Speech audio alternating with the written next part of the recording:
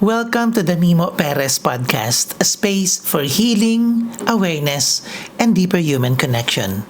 Sa bawat episode, magkasama nating pag-uusapan at pagninilayan ang mayayaman nating karanasan bilang mga tao, bilang mga Pilipino, at higit sa lahat, bilang mga anak ng Diyos. Ako si Mimo Perez. Let's journey together.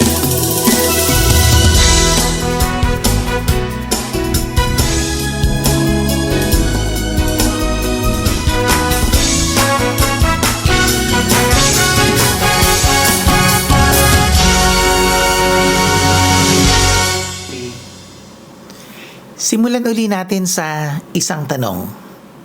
Saan o kanino ka humuhugot ng halaga? Uulitin ko. Saan o kanino ka humuhugot ng halaga? Where or from whom do you draw your worth, or do you source your worth as a person? Yan yung tanong ko kasi ang ating paksa sa ating podcast sa episode na ito ay ang tunay mong halaga. Sa English, I would put it this way: your original worth. Minsan sa isang seminar, tinanong ko yung tanong na yan at ang sabi ng isang participant, Sir Mimo, sa aking pagiging misis at saka nanay, kasi po yung asawa ko saka yung mga anak ko, pag wala po ako hindi po nila alam ang gagawin. Okay. Ang ganda naman at valid at siguro kung isa kang ina o magulang o nakaka-relate ka.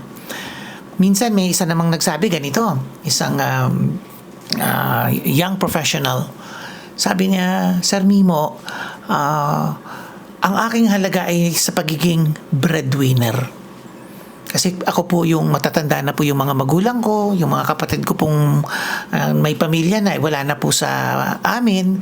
So ako po ngayon ang nagtutusto sa pangangailangan ng aking mga magulang, ako saka yung mga bata ko pong kapatid. So bilang breadwinner. Ang third example ko, nangyari sa isang training namin ni Aubrey para sa isang multinational company. At nagkataon noon, top management yung uma-attend ng aming seminar. Ang sabi nitong taong ito, Mimo, I get or I draw my worth from the fact na matagal na ako sa kumpanyang ito and I am well respected, I believe, in this company. Yan, sabi niya. Matagal na siya doon, pinagtitiwalaan ng mga tao, pinahahalagahan. So doon siya kumukuha ng halaga. Isa-isahin natin yung tatlong magkakaibang example na yan. Sabi ko doon sa misis at saka nanay, ay maganda yon. Pero paano ka ako kung dumating yung panahon na hindi ka na nila kailangan? Kaya na nila. Sabi niya, hindi po, hindi, halimbawa lang ka ako.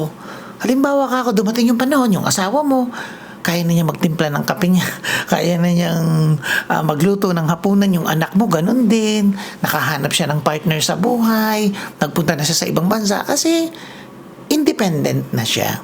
Mahalaga yung naging papel mo sa kanila, hindi nila minawalang bahala, pero dumating sa puntong, yung nabibigay mo sa kanila na pinanghuhugutan mo ng halaga, kaya na nila. Alam niyo po, hindi siya makaimik, para siyang nalungkot. Kasi doon galing ang halaga niya sa role na yon. Yun namang young adult, hindi ko siya actually natanong, pero maraming gano'n na, lalo na nung pandemya at o mga tao na biglang nawala ng trabaho, either nasisante o kaya nag-retire, pag wala na silang ginagawa, pakiramdam nila yung halaga nila bumabagsak. Kasi hindi na sila productive, hindi na sila nakakapag-ambag.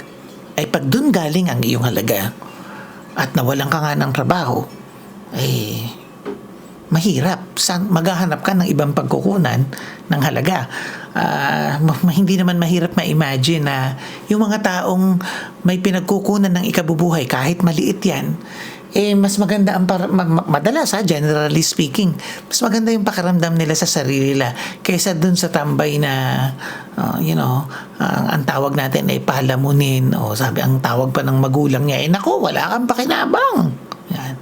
So, pero ang tanong yun nga, paano pag yung breadwinner nawala ng trabaho? Puntahan naman natin yung ikatlong example natin, yung taon, yung senior management person na matagal na sa kumpanya at ginagalang ng marami. And in fact, I had a chance to really ask him, Sir, just for the sake of example, halimbawa po, nasangkot kayo sa isang iskandalo, sa isang issue na nasira ang pangalan nyo. Pwedeng napatunayan po na wala namang kayong kasalanan, pero hindi na po nabura sa isip ng mga tao na kayo ay sangkot sa isang anomalya, sabihin natin. Ibig sabihin, yung iniingatan nyo na magandang reputasyon, nasira. Mararamdaman nyo pa rin bang mahalaga kayo? Hindi ko alam kung ano ang kwento mo, kapatid, pero dun sa tatlong halimbawang binigay ko, wala akong minamali sa pinagkukunan mo ng halaga. Pwedeng kumukuha ka ng halaga sa profesyon mo, sa abilidad mo, sa magulang mo. Pero uulitin ko, kaya nung mga nabanggit na example, yung mga yan ay bagamat nagbibigay ng halaga, hindi sila ang original na pinanggagalingan ng iyong halaga. Ang tunay mong halaga nanggagaling doon sa katotohanan na ikaw ay imago Dei. Yan ay salitang Latin na ang ibig sabihin, image of God. Halaw yan doon sa pangungusap mula sa banal na kasulatan sa Genesis na ang tao ay nilikha na kalarawan, kawangis ng Diyos. At ito ay isang katotohanan na hindi lamang mga Kristiyano ang naniniwala, yung mga tinatawag nating Abrahamic religions or faiths, yung pinakamalalaking mga relihiyon, Judaism, Christianity, and Islam, na ang lahat ng relihiyong yan, ang tinuturing nilang patriarka o ninuno ay si Abraham. Yung pinakamalalaking relihiyon ngayon sa mundo na yan ay humuhugot ng halaga doon sa pangungusap na yan, na ang ating halaga ay galing sa pagiging imago Dei, kalarawan ng Diyos. Pero nakakalungkot, maraming mga taong maka-Diyos, nalilimutan yan. Marami sa atin, nakakaligtaan natin yan. Kaya yung halaga natin, inaapuhap natin, hinuhugot natin sa kung saan-saan. Meron akong example na gustong banggitin. Alam ba ninyo yung kilalang brand, high-end na uri ng sasakyan, yung Rolls-Royce, isang British company. Needless to say, yung kanilang mga sasakyan, napakamahal, pero kasi talagang top-notch engineering ang sa simpleng salita nga natin. Siguro ako wala naman akong Rolls-Royce, pero iniisip ko siguro yung mga tornilyo nun hindi kinakalawang kahit ilang taon nang lumipas. Kasi kaya siya kilala at kaya siya mahal ay dahil talaga namang napakaganda ng pagkagawa nila ng sasakyan. Pero merong nabasa ako noon na they are known as not too aggressive in terms of marketing their product. So kumbaga hindi ka nila kukumbinsihin na bumili ka. Parang ganito sila. Kung meron kang 20 o 30 million pesos, humigit kumulang yan ang mga presyo ng sasakyan nila. Ikaw yung lumapit sa amin pag gusto mo, pero hindi kami makikiusap sa'yo. Okay? So parang hindi sila ganun ka-aggressive mag-advertise. Okay? At sa isang interview, parang nabanggit ng isang opisyal ng Rolls-Royce na filosofiya nila yon, na we believe in the value of our product.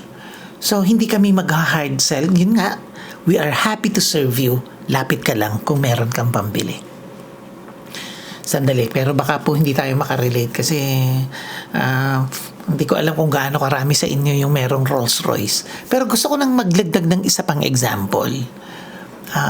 There was a time na nag-aral po ako sa Ateneo. At nung panahong yon, merong isang sikat na kainan sa loob ng Ateneo. Wala ngang pangalan eh. Kasi parang turo-turo lang po siya sa tabi ng gym ng basketball. Open air, mainit. Pero kilalang kilala si Manang. No? Lalo na po yung kanyang liempo. Nako, simple pero napakalinamnam, napakasarap ng timpla. Pinipilahan po yun, natatandaan ko noon. Pagdating ng tanghali, ang haba ng pila doon ng mga kakain. May mga, of course, karamihan, estudyante, atleta, o yung mga driver ng ilang mayayamang estudyante, o mga profesor na Heswita. In fact, pag dumating ka ng medyo tanghali na, ubos na yung best-selling na liempo ni Manang. Si Manang, katulad ng Rolls Royce, hindi rin nagpapatalastas. Hindi kanya kukumbinsihin.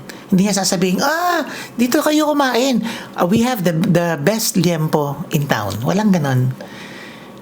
At alam niyo po, sa labas ng Ateneo, napakaraming magagandang restaurant along Katipunan. Yan. Sa loob din ng campus, marami ding mga restaurant na yung iba pa ay air condition. Pero si Manang ang isa sa pinakasikat. Again, dahil si Manang naniniwala sa recipe ng kanyang liempo o ng kanyang mga ulam. Kaya hindi niya kailangang mangumbinsi. Kung gusto mo, lapit ka. Magkaibang example, isang mamahaling sasakyan at isang affordable na ulam. Ito lang po ang gusto kong bigyan ng diin. Kapag alam mo na mahalaga ka, hindi mo kailangang makiusap sa iba. Hindi mo kailangang mamalimos ng atensyon. Hindi mo kailangang maghabol ng ibang tao para iparamdam sa'yo na mahalaga ka.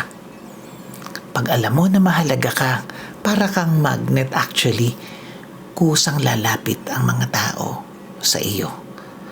And I would like to believe, kasi ang isang taong mahalaga, naniniwalang mahalaga siya, hindi siya namimilit kung lumapit ka o hindi. Another way of putting it would be, hindi high maintenance, magaan.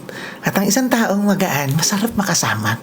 Ito tanong ko sa'yo, alam mo ba na mahalaga ka? Parang simple lang naman yung tanong ko, no? Alam mo ba kung mahalaga ka? Pero ang hirap sagutin, di ba? Actually, pag tinatanong namin yan, madalas nagtataas agad ng kamay yung mga tao. Pero habang dumalalim yung pagtalakay sa ating tunay na halaga, doon lumalabas, marami sa atin hindi alam ang ating halaga. O kaya, ang halaga natin nakapatong sa kung saan-saan at sa kung kani-kanino. Bakit mahirap mabawi o makita itong pinag-uusapan nating tunay o orihinal na halaga? Ang isang simpleng pwedeng pag-usapan natin o balikan ng alaala, paano ang mga naging bansag o pintas o tawag sa'yo noong bata ka? Gusto kong isipin na kung hindi man lahat, karamihan sa atin nasabihan ng pangit, tanga, bansot, tabatchoy, walang pakinabang, black sheep, pasaway, marami pa yan. So ngayon sa puntang to, balikan mo yon. Hanggang ngayon ba, kung ikaw ay isa ng adult, nandoon pa rin yung mga tinig ng mga tao na nagparamdam sa'yo. Ito mas malungkot. Ito yung mas tragic pag naniwala kang ganon ka nga. Ang isang example ko dito ay yung kapatid ko na noong kanyang kabataan ay nagkaroon siya ng maraming bisyo, hindi na pala siya nag-aaral, tumikim lang ng droga. Nung mabalitaan ng tatay ko, pinauwi siya sa probinsya, sa Mindoro. Kasi sa Maynila siya nag-aaral. Pinatigil siya ng 1 taon, laging sinisermonan, pinagtrabaho sa bukid. Tapos, doon niya narinig yung salita ng aking mga magulang na ikaw ang black sheep. Okay? Fast forward tayo. Yung kapatid kong ito, kung pag-uusapan ay financial standing, sa aming lahat, siya yung pinaka maayos at pinaka maganda ang kabuhayan bilang kapitan ng barko ay malaki yung sahod niya, at sa katunayan, sa kanya pa kami lumalapit pagka kami yung nagigipit. So, pwedeng sabihin na okay, sa aming lahat, sa puntong yan, siya yung mas nauna, yung dating tinawag na black sheep. Minsan, umuwi siya, bakasyon. Alam po ninyo, kaming mag-asawa, kami ni Aubrey, pag kami mga ilang bagay, may family meeting o mayroong ilang masaselang bagay na dapat pag-usapan, halimbawa may mga tampuhan ng dalawang ibang mga kapatid namin, kami madalas yung parang mediator, ayan. Parang de facto kami yung nakikipag-usap, kami nagpapadaloy ng meeting. Since bakasyon, sinabihan namin ni Aubrey ang kapatid kong to, "Uy kuya, baka naman pwedeng mamaya ikaw yung magpadaloy ng ating family meeting. Total, bihira ka namang umuwi." Ang bilis po ng sagot niya. Sabi niya, "Oh, kayo na lang, Aubrey, Mimo. Bakit ako? Di ba nalimutan mo na ba, Mimo? Di ba ako ang black sheep?" Ako po ay nalungkot. Although, maya-maya tinawanan namin yon. Sinabi ko siya, ikaw talaga, ang tagal na nun. Pero nalungkot ako nalungkot kami ni Aubrey dahil the fact na lumabas yun sa bibig niya, without, of course, judging my siblings' whole story. Kasi yun lang portion na yun yung narrative, yun pa rin yung kwento sa isip niya na siya ay black sheep. Mahal niya yung mga magulang ko, hindi na niya sinisisi, pero nakulong siya doon. At naisip ko, yung kapatid kong ito na edukado, may narating sa buhay. At lalo na, pagka ikaw ay hindi umuuwi sa pagkatao mo. Lalo na pag hindi ka umuuwi sa orihinal na katotohanang ikaw ay Imago Dei. So, balikan natin, yung kwento mo. Yun kwento yun ng brother ko. Pero ang totoo, kanya-kanya tayo. Ako, si Aubrey, tayong lahat. May kanya-kanya tayong kwento na nasaktan tayo. At ang term na may mainstream ngayon ay yung salitang trauma. Na ang ibig sabihin, pagkasugat. No? Hindi ito pagkasugat lang na physical, no? Kundi pagkasugat ng pagkatao. At yung isang sinusundan namin na leading voice on childhood trauma and addiction and healing ay si Dr. Gabor Mate. Ito yung sabi niya, walang taong hindi na-traumatize. Lahat tayo. Aware ka man o hindi, nasaktan ka. Pero bakit mahalagang maging aware? Bakit mahalagang kahit paano mabalikan? Kasi pag hindi ka aware sa kung ano ang nakasugat sa'yo, iniisip mo na yung pagkatao mo ngayon, yung ugali mo ngayon, ganyang kaginawa ng Diyos. Samantalang pwedeng yung ugali na pinapakita mo ay yung tinatawag nating trauma response. At malaking usapin yan sa pagbawi ng ating original na halaga. Kung ikaw ay isang magulang o magiging magulang, mahalagang marinig mo ito. Walang bata na kayang sabihin sa kanyang sarili, ako ay mahalaga, ako ay Imago Dei. Lahat tayo, nung bata tayo, ang halaga natin, hinihiram natin sa mga taong nakapaligid sa atin. Lalo na sa mga magulang o tumayong magulang. Kasi 'di ba may mga tao na ang nagpalaki ay tiyo o tiya o kaya ay lolo, lola o mga madre sa bahay ampunan. So itong mga magulang o tumayong mga magulang, sila ang unang nagpakita sa iyo, nagparamdam sa iyo kung saan ka huhugot ng halaga. Halimbawa, pinaramdam sa iyo na mamahalin ka lang pag masipag ka o pag mabait ka. So, magpe-perform ka, magiging mabait ka. Okay? Wala namang, maganda naman yun. Pero ang problema ko doon, I think it's also Gabor Mate who said na dalawa lang ang napakahalagang bagay sa isang bata. Sa sino mang tao, nung mga bata tayo, hanggang tumanda tayo. Ang isa, yung ating pangangailangang matanggap, mahalin, ayan, o yung belonging natin o acceptance sa atin. Pagpapahalaga ng magulang o ng ibang tao. Yun yung una.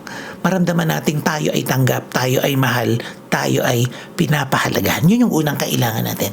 Ang pangalawa, yung pagiging totoo, pagiging authentic. magpaka-ako bilang ako. Okay? Kung ang isang bata ay likas na mausisa, curious, na karamihan ng bata, ganon. 80% nga daw ng utak ng bata wired for play. So, maglalaro sila. Pero kung yung matandang nagpapalaki, ayaw ng maingay, pagalitan ka. Dahil mahalaga sa batang siya ay matanggap, na siya ay mamahalin, at hindi siya mapalo, isasakripisyo niya ang pagiging totoo. Magpapanggap siya.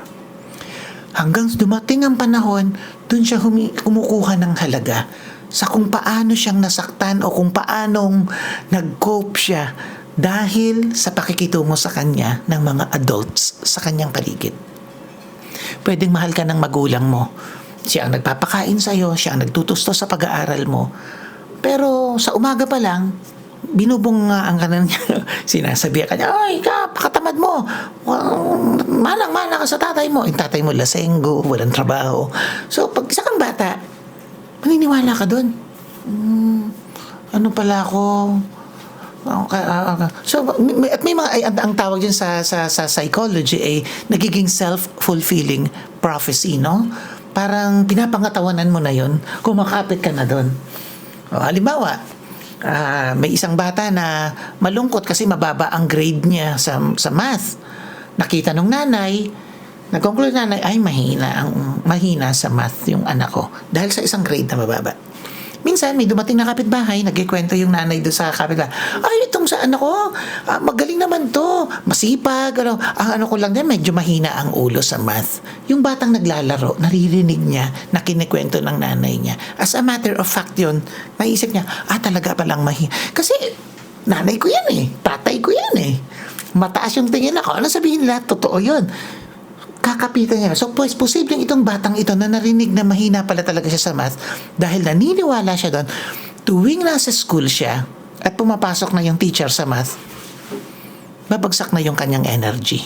Wala na siyang interest. Kasi mahina siya So, lalo siyang nagiging mahina sa math kasi hindi siya nagpe-pay ng attention kasi mahina naman ako Sa kalaunan, sa halip na makaahon siya doon, at subukan niyang humusay sa math, hindi na. So, nagiging para siyang isang self-fulfilling prophecy, no? Inaakap na niya yung katotohanan yun. Delikado yan kasi lalayo pa ba tayo? Alam naman natin na may mga magulang na hindi papayag kung pagka medyo bumababa o nawala sa honor roll ang kanyang anak. May mga magulang na sinusugod yung eskwelahan. Hindi dahil masasama silang magulang, kundi dahil pinaglalaban nila yung akala nila nararapat sa anak nila. Pero kung uusisain nyo, saan galing yun? Dahil lahat tayo gusto nating maramdamang mahalaga. Pakiramdam nila, kawawa ang isang bata. Pag dating may honor, nawala ng honor. Pero sa totoo lang,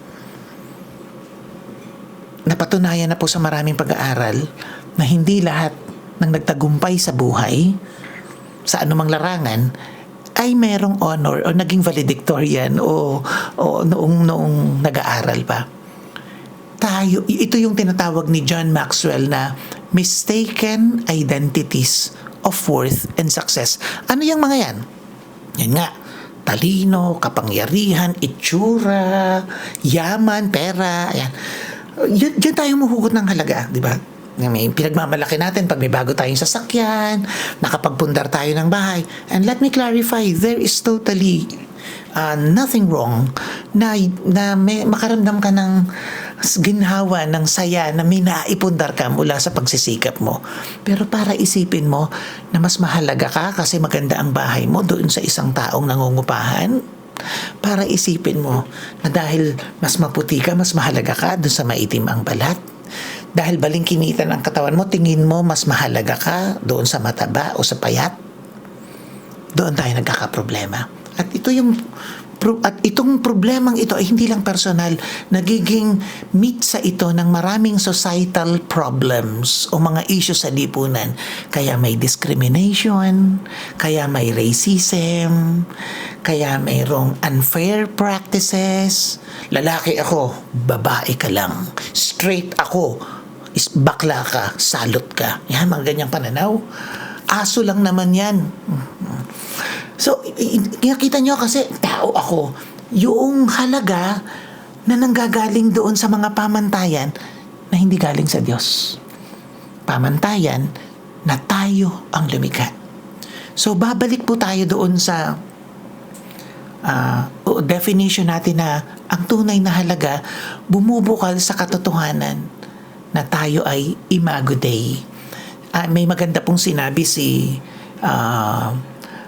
Henry Nouwen, yung isang paborito naming author, spiritual author. Sabi niya, being the beloved expresses the core truth of our existence. Yung pagiging minamahal na anak ng Diyos, na kalarawan ng Diyos, yun ang pinaka-core truth, pinaka-sentro ng ating pag-iral sa lupa dito sa mundo, ng ating buhay. Yun yung pinakamataas, no? Pinakamataas, pinakamalalim na pwedeng paghugutan natin ng halaga. Kaya nga, ang dugtong pa ni Henry Nouwen, ang pinaka-greatest trap daw sa ating spiritual life o sa ating buhay, hindi lang sa spiritual life, ay yung tinatawag niyang self-rejection. Ano yung self-rejection? Kapag naniwala ka doon sa mga bansag na nagsabi sa iyong mahina ka, wala kang mararating, hanggang dyan ka lang, mana ka sa yan ang angkan mo, dyan ka nang galing, yung mga ganyang mga bansag o mga pamantayan na tao, ang mahirap ka, hindi ka naman nakagraduate. Pag naniwala ka doon, ang mangyayari ay nagiging very attractive o seductive pa nga yung binanggit ko kanina na mga pamantayan ng mundo. Wealth, appearance, power, influence. Nagiging attractive sila. Pero ang totoong punot dulo ng problema ay naniwala ka kasi na hindi ka mahalaga. Kaya kailangan mong karirin ang pagiging mahalaga. So, sa puntong to, gusto kong paghambingin yung dalawang terms na madalas ginagamit ko. Kahit ako noong unang panahon, parang I use them interchangeably, meaning pareho lang sila ng kahulugan. Pero dahil sa ating paksang pinag-uusapan, gusto kong pag-ibahin. Ano yung dalawang terms na tinutukoy ko? Yung self-esteem at saka self-worth. No? Ang self-esteem sa Tagalog, yan yung bilib sa sarili. No? Okay? Ang self-worth, yung halaga ng sarili. Magkaiba sila. Ang self-esteem, ito yung tingin mo sa sarili mo na nakadepende sa tingin ng ibang tao sa'yo. Sa kabilang dako, ang self-worth, ito yung tingin sa'yo ng Diyos. Ito yung kung sino ka talaga. Imago Dei. Yung halaga mo, hindi nakadepende sa tingin mo sa sarili mo o sa tingin ng ibang tao sa'yo. Ito yung halaga mo na kahit wala kang katiwa-tiwala sa sarili mo, yung halaga mo, hindi nababawasan. Yun ang self-worth. So, una magandang himayin natin ng konti yan. Yung self-esteem, tingin mo sa sarili mo na nakadepende sa tingin ng ibang tao sa'yo. Di ba ganun minsan tayo? Parang, ang ina-assess natin ang sarili natin depende sa tingin ng iba. Okay kaya ako? Parang sabi nila ganito daw ako. Maganda naman yun yung maging attentive tayo sa feedback, lalo na kung ang feedback ay galing sa magandang intention.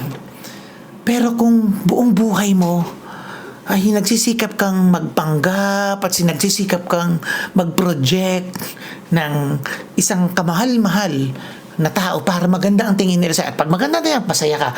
Pag napagalitan ka naman, may napuna sa'yo, may nagsabi sa'yo, oy, Kuya Mimo, parang hindi maganda yung sinabi mo. Bagsak ka na. Ayan. Self-esteem yun. Ulitin ko ha. In contrast, ang self-worth,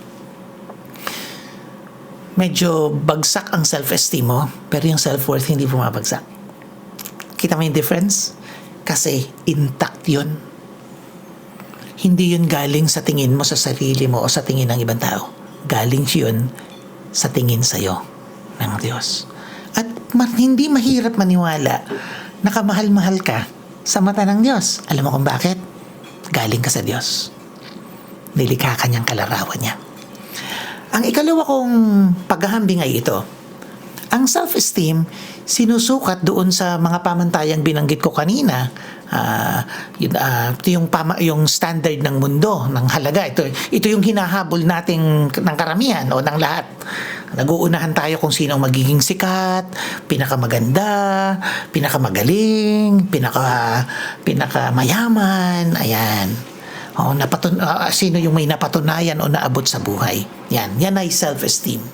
Ang self-worth, hindi siya kayang sukatin o diktahan ng anumang panukat na mundo ang gumawa.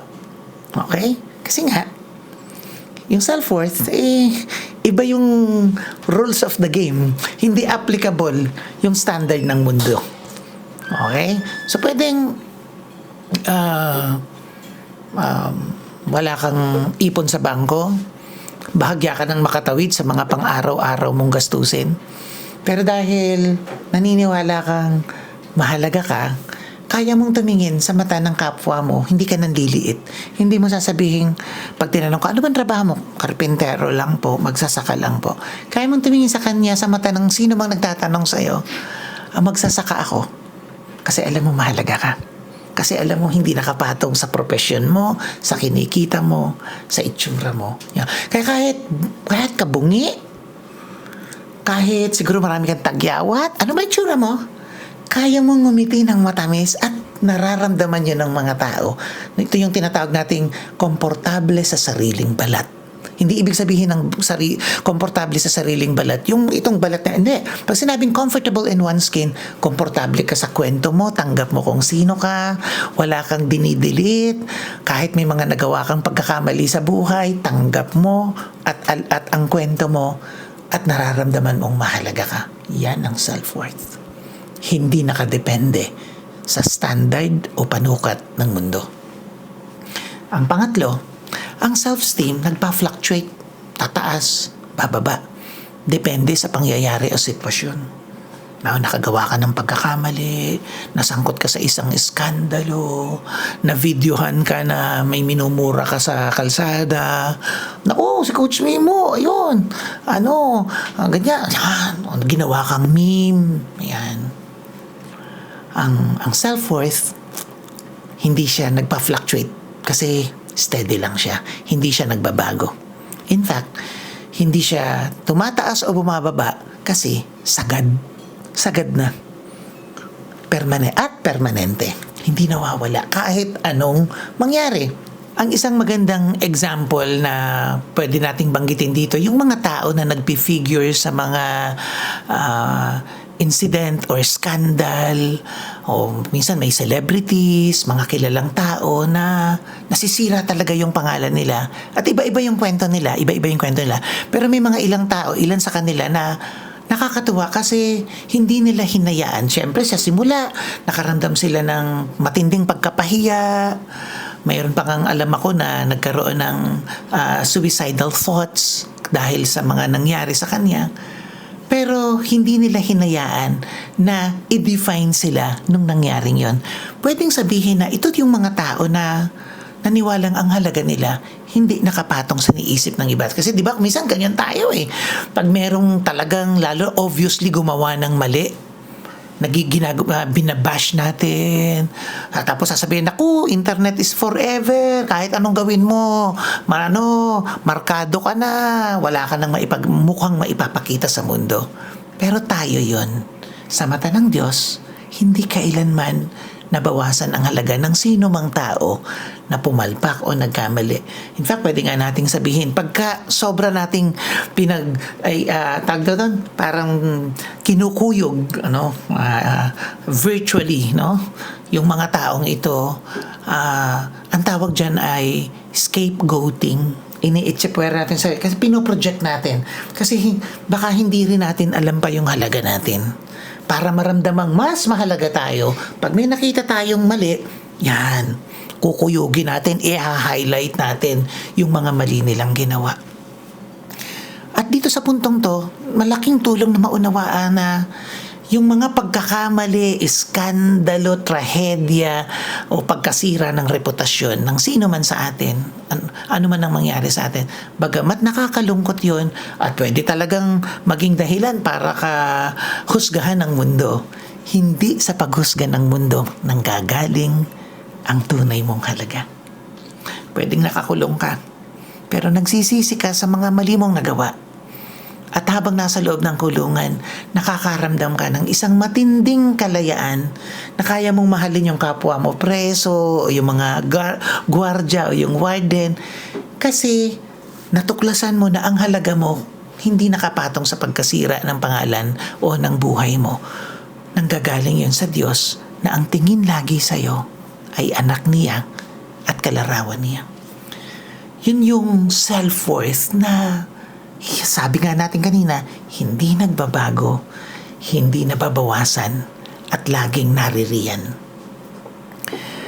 Ang pang-apat na pwede nating sabihing pagkakaiba ng self-esteem sa self-worth, ang self-esteem, kailangan mong karirin, no?